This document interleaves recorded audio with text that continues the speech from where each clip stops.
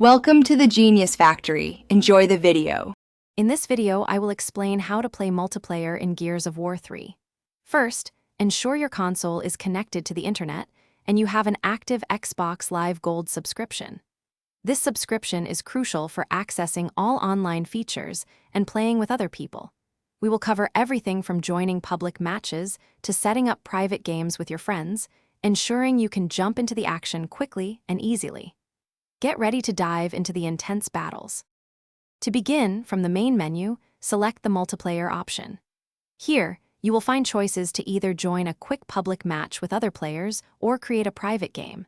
If you opt for private match, you can invite up to 4 of your friends directly from your Xbox Live friends list. This allows you to customize game settings, maps, and modes, providing a tailored experience for your squad.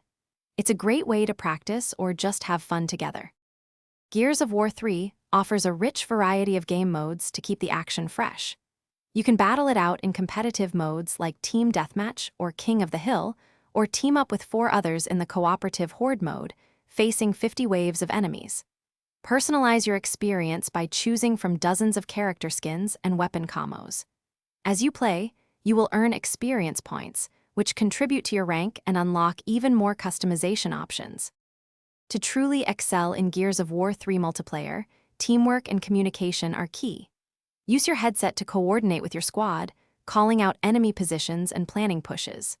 Familiarize yourself with the 24 available maps, understanding their choke points and power weapon spawns, like the boomshot or longshot.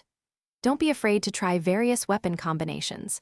Mastering the Gnasher shotgun and Lancer assault rifle is a great start for any player.